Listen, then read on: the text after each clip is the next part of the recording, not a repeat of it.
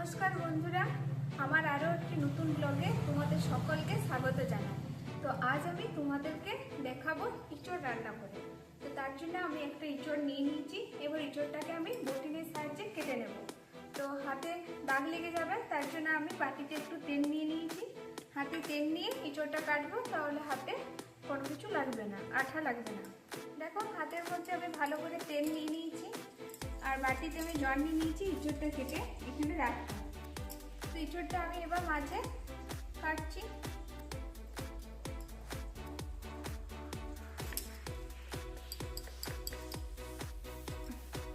আমার ইঁচড় কাটা হয়ে গেছে, দেখতেই পাচ্ছ কত আঠা, তার জন্য তেল নিয়ে নেওয়া। এরপর মাঝে মাঝে আমি পিস করব, তারপর এগুলো ছুলে নেব।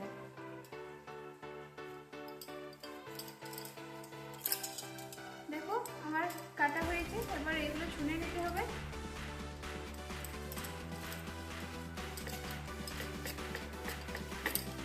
এগুলো ছুলে নেওয়ার পর মাঝের যে অংশটা থাকে, মাঝের এই অংশটা এটা কেটে ফেলে দিতে হয়। দেখতেই পাচ্ছ আমার ইঁচড় ছোলা হয়ে গেছে। এবার আমি কেটে নিচ্ছি। কেমন করে কাটছি দেখে নাও।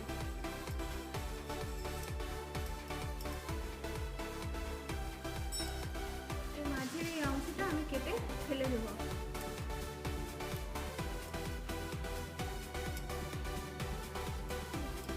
আর এই এঁচড়ের মধ্যে আলু দিয়ে দেবো। তো আলুটা আমি ছুলে নিচ্ছি। দেখো আমি আলুটা ছুলে নেবো না, আলুটা ছোট ছোট করে পিস পিস করে কেটে নেব।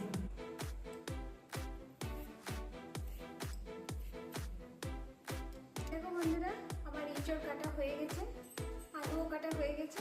এরপরে আমি গ্যাসের মধ্যে প্রেসারটা বসিয়ে দেবো, এটা সিদ্ধ করে নেবো। তো সিদ্ধ করার জন্য দুটো সিটি ব্যবহার করব। দেখতে পাচ্ছ এবার আমি সিদ্ধ হতে দেবো, তার জন্য গ্যাসটা জ্বালিয়ে নিচ্ছি, প্রেসারটা বসিয়ে দিচ্ছি। এরপরে আমি পরিমাণ মতো জল দিয়ে দেবো। দেখো আমার জল দেওয়া হয়ে গেছে। জল দেওয়া হয়ে গেছে, এরপরে আমি ইঁচড়গুলো জলের মধ্যে দিয়ে দিচ্ছি। ইঁচড় আর আলু দুটোই দিয়ে দেবো। আর সামান্য একটু লবণ দিয়ে দেবো। দেখো লবণও আমি দিয়ে দিলাম। দুটো সিটি করে অপেক্ষা করি, তারপরে আমি বাটনাটা বেটে নিই। ইঁচড় রান্নার জন্য যে উপকরণগুলো নিয়ে নিচ্ছি সেগুলি হলো ঘি, তেল, আদা, ধনা, জিরা বাটা, এখানে হলুদ, লবণ, কাশ্মীরি লঙ্কা গুঁড়ো আর দুটো লঙ্কা নিয়ে নিয়েছি। তো আমার নেওয়া হয়ে গেছে। এরপর দেখো আমার ইঁচড় সেদ্ধ করাও হয়ে গেছে। এর মধ্যে আমি তেল দিয়ে দিচ্ছি। আমার তেল দেওয়া হয়ে গেছে। এর মধ্যে আমি পাঁচফোড়ন দিয়ে দিচ্ছি আর দুটো শুকনো লঙ্কা ছিল সেগুলো দিয়ে দিচ্ছি। দেখতে পাচ্ছ আমার তেলের মধ্যে ফোড়ন আর শুকনো লঙ্কা ভেজে গেছে। এরপরে আমি আলুগুলো ভেজে নেব।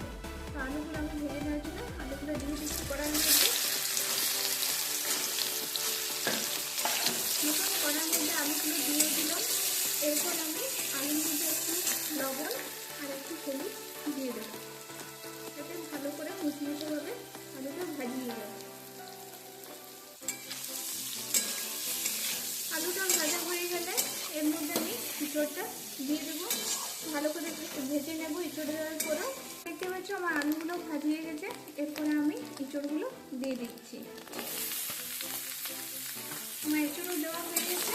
এরপর আমি ইঁচড়টা যেহেতু দিয়েছি তার জন্য একটু লবণ আর একটু হলুদ দিয়ে ভালো করে ভেজে নেব। তারপর মশলাগুলো দিয়ে দেবো। আমার আলু আর ইঁচড় ভাজা হয়ে গেছে। এরপর আমি আদা বাটা, জিরা, ধনা বাটাটা দিয়ে দেবো। দেখো আমি দিয়ে দিচ্ছি। আদা, ধনা, জিরা বাটা আমার দেওয়া হয়ে গেছে। এরপর ভালো করে আমি ভেজে নেব। তারপর আমি জল দিয়ে দেবো পরিমাণ মতো। নামিয়ে দেওয়ার আগে একটু ঘি দেবো। দেখতে পেয়েছ আমার মশলা দিয়ে ভাজা হয়ে গেছে। এরপর মশলাটা আমার কষিয়ে নেওয়া হয়ে গেছে। এরপর আমি জল দিয়ে দিচ্ছি, সামান্য একটু জল দিয়ে দিচ্ছি। এরপর রঙের জন্য আমি একটু কাশ্মীরি লঙ্কা গুঁড়ো ব্যবহার করছি।